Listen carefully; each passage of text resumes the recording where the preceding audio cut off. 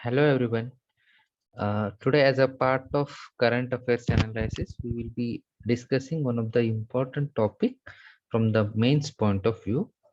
That was part of 19th May, and like this was in news for the last couple of weeks. So on that basis, we are going to discuss a particular topic. So today we will be seeing what are tropical cyclones. Okay. So tropical cyclones, see why was it in news? Because cyclone Taute is been in the news. It is impacting coastal Indian states. So that's why we have picked this particular topic. So tropical cyclones, these are nothing but a rapid rotating storm systems characterized by a low pressure at the center, closed low level atmospheric circulation and strong winds. We will analyze all these terms in the course of discussion, but this is what the tropical cyclone is. So tropical cyclone is a rapid rotating system. So you can see in the figure, you can see a rotation over here.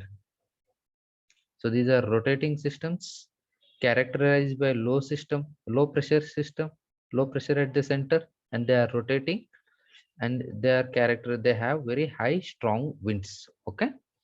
So before we go into the in detail of tropical cyclones, remember cyclones are classified into two types based on location or latitudes. We have tropical cyclones, which are found in tropical areas of the world, and we have extratropical cyclones.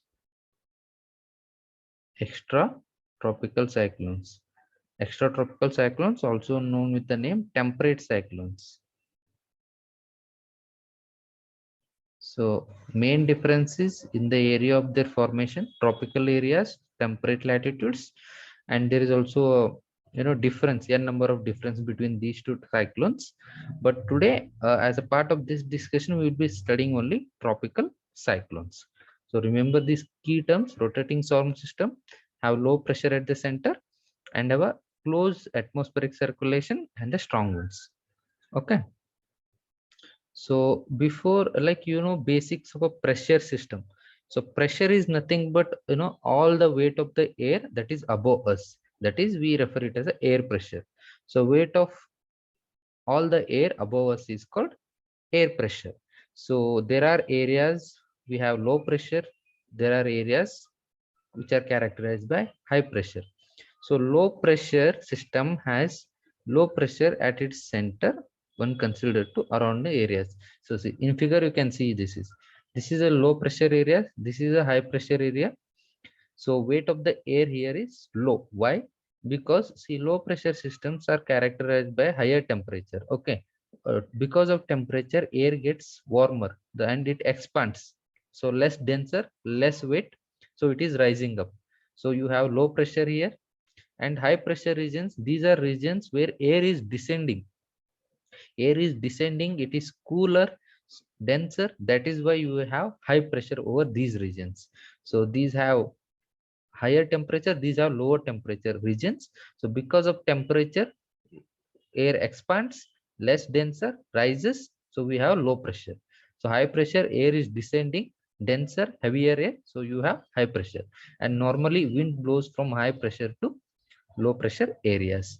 So even if the low pressure area, what happens is wind, it will be sucking air from all the directions, remember that. And one more characteristics you should remember is low pressure area, there is a rise of air. As air rises, what happens is condensation process takes place. So condensation in the sense water vapor present in the air condenses into water droplets. So that in the form of that results in the formation of clouds and all the rainfall precipitation that is result of this. So low pressure areas are characterized by cloud formation, rainfall, precipitation, these things. Whereas high pressure areas, air is descending, it is getting cooler. So you see that there is a clear sky, no cloud formation. So high pressure areas are characterized by clear sky, while as low pressure areas are characterized clouds and rainfall. So these things you should know. So So let's go to few of the things which with the title conditions that favor the formation of cyclones. I told you cyclones in the beginning, these are low pressure systems. So you know what low pressure system is. So air is rising, so tropical cyclones are low pressure systems. So there is a rise of air. So obviously air rises when there is a warmer surface, air expands. So the favorable condition for the formation of tropical cyclone is large sea surface with a temperature higher than 27 degrees Celsius. So temperature has to be more than 27 degrees Celsius for the formation of cyclone. That facilitates formation of low pressure system and consequent rise of air. Okay. And there has to be Coriolis force. See, Coriolis force is nothing but it is that force which deflects a moving bodies on the earth. See, on earth is rotating. Because of rotation of the earth, a moving body is always deflected towards its right in northern hemisphere and towards its left in southern hemisphere. Towards right in northern hemisphere, towards left in southern hemisphere. This is because this is the impact of Coriolis force. So what happens is in the this facilitates deflection of winds. I said tropical cyclones are low pressure systems. Okay, so air will be coming from all the directions because air moves from high pressure to low pressure systems. We have seen it in the beginning. So what happens is, I told you Coriolis process, a force deflects the wind towards the right. So wind that is coming from the north, so it is deflected towards the right. So deflection is happening here. So these winds are getting deflected towards their right. Right. So this is also a right. So the wind that is coming from the south is deflected towards right, in the sense towards the west. So this is what happens is, it gives it a circular motion. Wind starts to rotate over here. Got the point? So because of Coriolis force, wind starts rotating. And these, because wind system is always in motion, so these tropical cyclones will also be in a motion. And any moving body is reflected towards right in the northern hemisphere.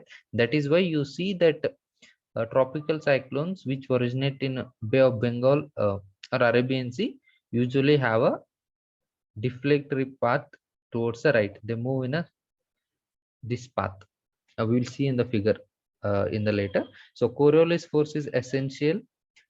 Higher temperature is essential, and weak low pressure area should be there. Initiate the low pressure so as to uh, so that there is a movement of air towards this particular region, and there has to be divergence above the sea level system. So I told you low pressure system is a convergence on the ground surface.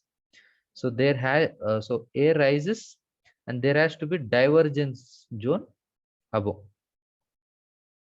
So this facilitates how this is important, because this facilitates sustenance of tropical cyclones. So we will see it. So this is how this is also one condition that is favoring the formation of cyclone. So remember these conditions: higher temperature, Coriolis force, a presence of weak low pressure area, and a upper divergence level above the sea level. That you should remember. So this is the structure of tropical cyclone. So you see there is a term called I. You have I. So this is a low pressure area. I told you characterized by the sea surface temperature of 27 degrees Celsius or more. So low pressure area, air is coming. So this air comes to up to the this part is, we refer it as a one more term, eye wall. There's something called eye wall. So air that comes is abruptly rises up because of higher temperature. So this rising air, what happens is, I told you, it condenses. So cloud formation, rainfall, precipitation takes place. So rainfall is nothing but precipitation. Okay. So this is how what happens is At this eye wall level, you have extreme higher temperature. So you have here, much, cumulonimbus clouds. There are various types of clouds: cirrus, stratus, and cumulonimbus clouds. So that will be another separate lecture. But remember, at the eye wall, you have a cumulonimbus clouds, and you can see the variation here, much smaller clouds, not cumulonimbus clouds. So what thing one more you should remember is, this is a divergent zone. The arrow mark shows here the air is diverging, right? So horizon air is getting divergent. So this area is empty. So you see there is a descendance of air here. So moment there is a descendance of air, I already told you, this will be characterized by clear sky. So eye is a region which will be having a clear sky, but the surrounding eye wall and all these regions will be characterized by higher precipitation. And one more thing you should remember is, air rises up, again it will descend. So once the rainfall happens, so the dry air descends. So once it descends down, so the diverged air descends down. So it descends because of low pressure here. It starts moving towards the low pressure area. While it's traveling, it picks up all the moisture. So while it picks up the moisture, that again it rises up, formation of clouds, rain happens. So this is how it is a closed circulation. So air rises, diverges, descends down, again moves towards the low pressure area. That you should remember. And this is a moving system. It is a moving. And if you remember, if you are thoroughly reading the newspaper, you might have come across the term landfall.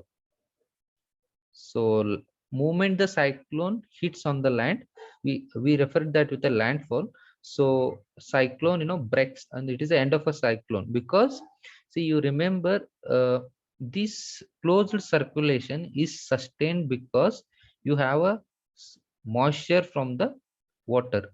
So these air, while moving towards low pressure, is picking up the moisture. So only because of moisture it is able to, result in the rainfall and all. But the moment cyclone hits the land or the coastal areas of the state, so there is a break in this moisture supply. There is no moisture supply, and all this structure, all this all breaks down the entire structure. So that's why there is a break in the cyclone. So coastal areas will be much affected with the high rainfalls.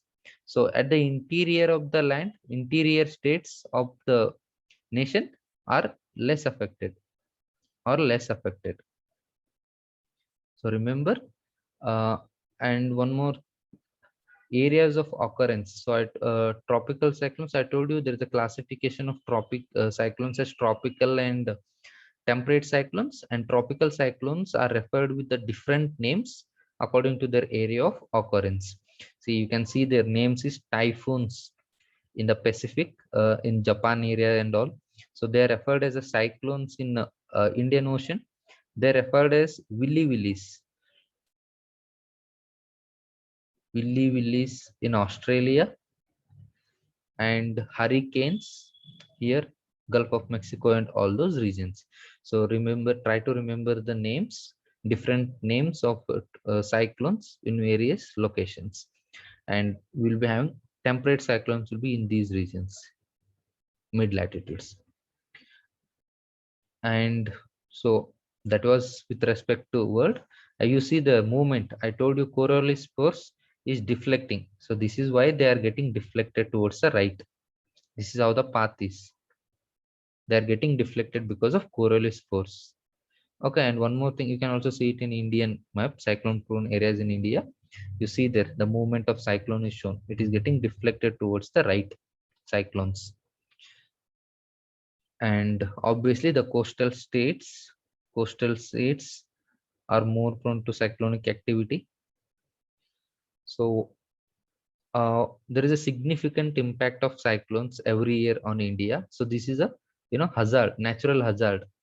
And one more term that forgot to say, like you might have come when you read the newspapers, when you see the cyclones explanation, you might be coming across the terms depression, deep depression, cyclonic storm, or severe cyclonic storm.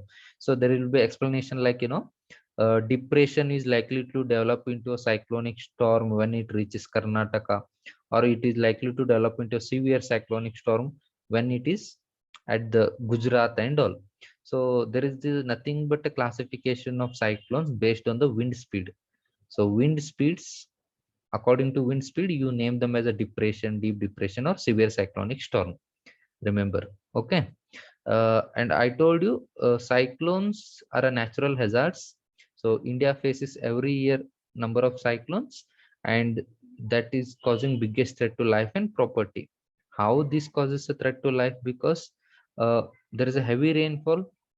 So moment there is a heavy rainfall, flooding takes place, and there is a storm surge.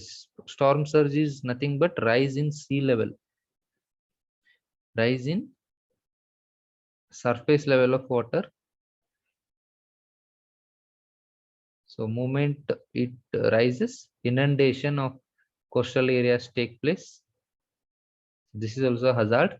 Then we have extreme winds. I told you, severe cyclonic storm speed can go up to 120 kilometers per hour, and it will also be associated with lightning.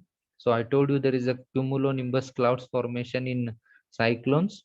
So cumulonimbus clouds, so there is a release of energy, thunder, lightning. So all those heavy atmospheric activity phenomenon will be going on. So these all things make, these tropical cyclones as a hazard to tropical countries. So from geographical point of view, remember what is tropical cyclones, classification of cyclones, tropical and temperate, depending on the location. And you should know, I told you, go through the difference, various differences between tropical and temperate cyclones, because there is a difference in the phenomena of how they are formed. Okay.